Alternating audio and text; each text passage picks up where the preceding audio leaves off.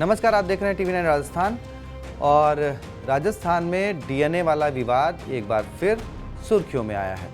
दरअसल इस बार ये आरोप मदन दिलावर, जिन्होंने बहुत पहले राजकुमार राउत को लेकर ये बात सदन में कही थी, जिसके बाद उन्होंने माफ़ी भी मांगी थी, लेकिन इस बार ये आरोप लगाया है भजन सरकार के मंत्री बाबूलाल खराड़ी ने। देखिए उन्होंने क्या कुछ कहा। भजन सरकार में जनजाति मंत्री बाबूलाल खराड़ी के असली बाप वाले बयान पर डूंगरपुर से कांग्रेस विधायक गणेश घोगरा ने बाबूलाल खराड़ी पर पलटवार किया है। पहले आपको बता दें, गणेश घोगरा ने कहा कि वे किसी भी जांच के लिए तैयार हैं और अपने आरोपों पर भी कायम है।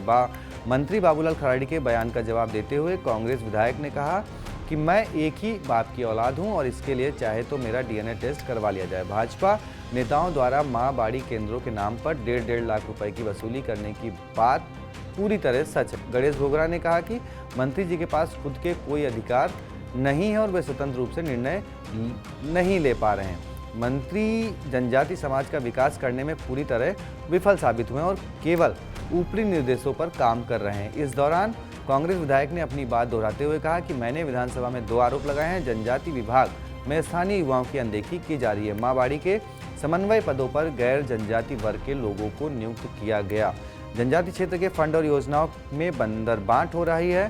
सरकारी आवास को लेकर उठ रहे सवालों पर गणेश घोगरा ने कहा कि मैं वहां सोता नहीं हूं, बल्कि जनता की समस्याओं को सुनने के लिए बैठता हूं। वे दिन में मात्र 2 से 4 घंटे ही वहां रहते हैं ताकि दूर दराज से आने वाले लोगों की जनसुनवाई हो सके।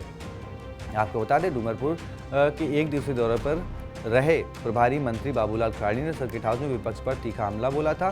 मंत्री खराड़ी ने कांग्रेस विधायक गणेश घोगरा और सांसद राजकुमार राउत पर भ्रष्टाचार व गुंडागर्दी के गंभीर आरोप लगाए थे। मंत्री ने विधायक घोगरा को खुली चुनौती देते हुए उन्हें काले चिट्ठों का खुलासा करने का दावा किया था।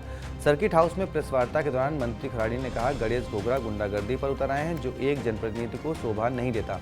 मुझ पर लगे आरोप निराधार है। मैं चुनौती देता हूं कि असली बाप की औलाद हो तो 1 रुपए का भी आरोप मेरे पर साबित करके बता दें।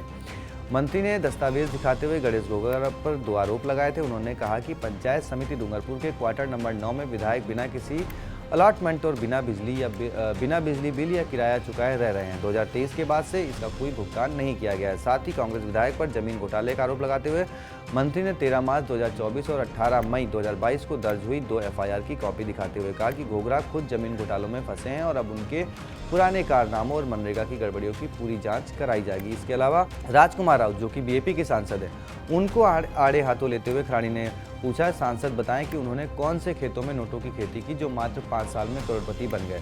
उन्होंने बीएपी के विधायक जयकृष्ण पटेल का जिक्र करते हुए आरोप लगाया कि प्रश्न पूछने के नाम पर 10 करोड़ की डिमांड की गई और 2 करोड़ में सौदा तय हुआ है। खराड़ी ने कहा कि एसीबी कार्रवाई में रंगे हाथों पकड़े जाने के बाद भी ये लोग इसे षड्यंत्र बताकर जनता को गुमराह कर रहे हैं। खराड़ी ने अंत में स्पष्ट किया कि आदिवासियों के नाम पर लूट की दुकानें चलाने वालों पर कड़ी कार्रवाई की जाएगी और किसी भी दोषी को बख्शा नहीं जाएगा। आप देखिए, आरोप प्रत्यारोप की राजनीति राजस्थान में जोरों से पिछले कुछ दिनों से चल रही है।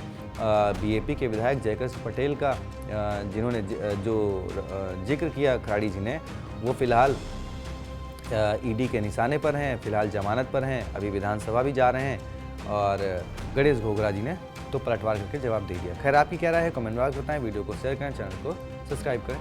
शुक्रिया।